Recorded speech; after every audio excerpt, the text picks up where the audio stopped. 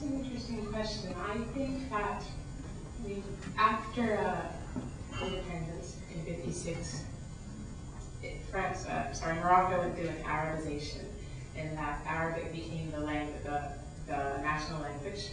So people were taught Arabic in schools rather than French.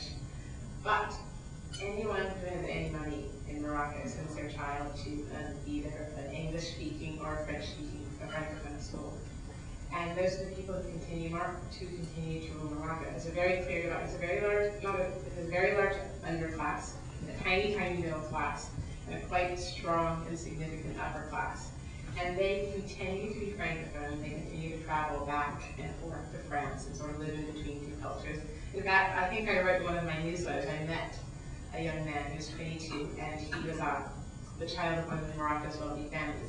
He kept insisting to me that he didn't speak any Arabic, and this was in Morocco. And I just couldn't believe it. I said, but all your signs here are in Arabic, and he just, no, he didn't speak it. And finally, he admitted that he did speak some Arabic, but there's still a concept there that, I don't want to say, well, there's still a love of European culture. And there's a lot of people, I remember talking to one magazine editor who had written a piece about why the Francophone still ruled Morocco, and how all the sort of liberals in Morocco or the leftists would talk about how they needed to have an Arabization but still send their children to French-speaking schools. And France is still the language used primarily, it seems, in government and in Congress. So I don't see it really changing anytime soon, because the underclass who does speak Arabic, who does speak only Arabic in Morocco, has almost no power, very, very, very little power.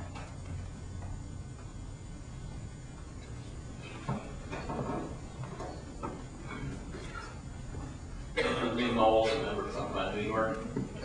Given what you were saying about your reaction to the oppression of the women that you encountered in these enclaves, and your other remarks, what's your perspective on the girls' scarves in school conflict that broke out a few years ago? And I never did hear how that was resolved. Well, the law went into effect, and so schoolgirls aren't allowed to wear what they're wearing is called a foulard. They aren't allowed to wear their foulards. I've never really been able to figure out where I stand on that one. In some ways, I think that, yes, there should be a free space, a space that's free from religion. But it's obvious that the law was only put into place as an action against Muslims, and that people have been wearing crosses in French schools for years and no one really complained.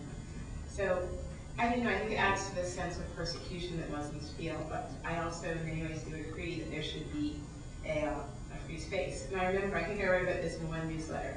I went to the trial. There's a trial against some Muslim organizations in France had sued a newspaper that published the Danish cartoons, the ones that depicted the Prophet.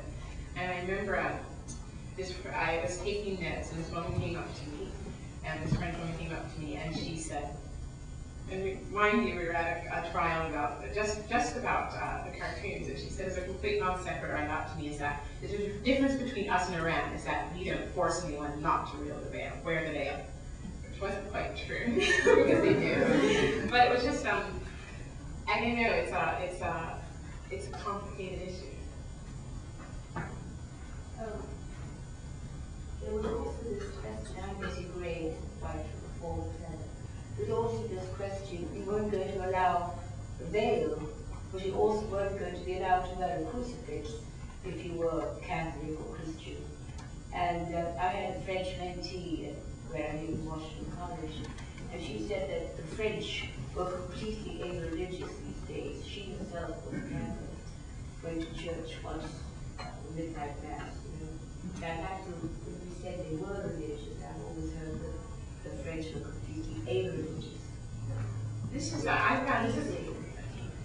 the thing I found really fascinating about Europe is that they always ask about American religion. I found that particularly, well, actually in a lot of Europe, but particularly in France, people like to say that they're not religious when they actually christen their children and go to church. And as soon as you go out to the French countryside, you'll see huge cross after cross in the fields and such. And I haven't really seen anything like that since I lived in Mississippi, in the Bible Belt. So it's still very much at the foundation of their culture, and it's still the normative assumption that you are a Catholic and that you are a Christian. So I never felt that they were irreligious. I felt that they like to say that they're not religious when they are. But were they allowed to wear the crucifix if they wished, or was that? Well, no, that was when they put the law into effect. All sort of what they called ostentatious religious symbols. So I think maybe for a tiny crucifix, but you weren't allowed to wear anything big. I mean, it was something. It is that anything large. And I guess the veil was perceived as large. But so yes, the crucifixes were banned as well at that time. Joe Battard from somewhere in the world. You know that immigration is a very hot topic in this country. And you know, almost every single debate we have on TV, we have to talk about immigration, and people are taking all sorts of position on it. And we think that probably immigration would be a major kind of topic in the mind of the voters also.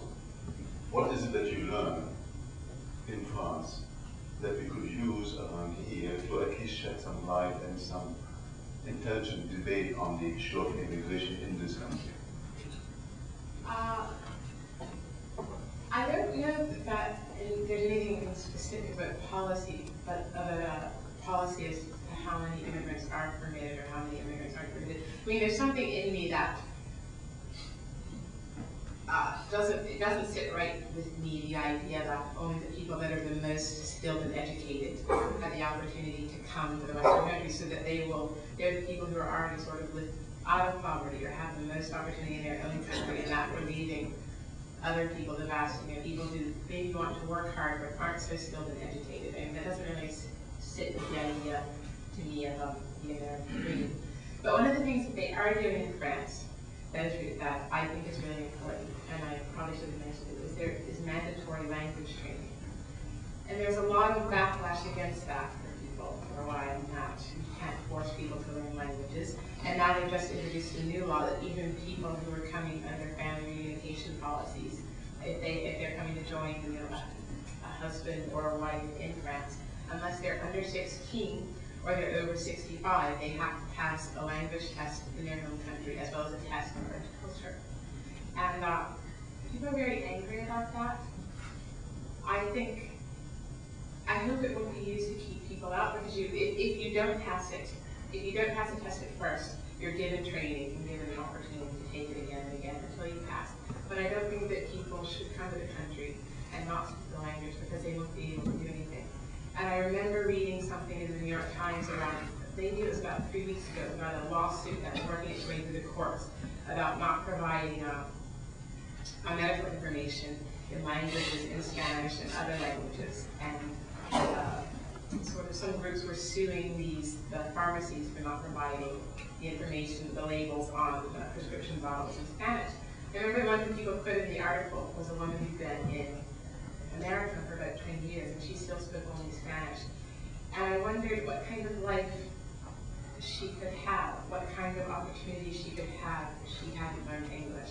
And the idea that the government creates a space and a time for you to do that seems important to me. And it's nothing we've really talked about here in this country, but it's become central in France, it's become central in Germany, and it's become central in the Netherlands, that idea of people learning the language. And so they'll have the full range of opportunities available to them.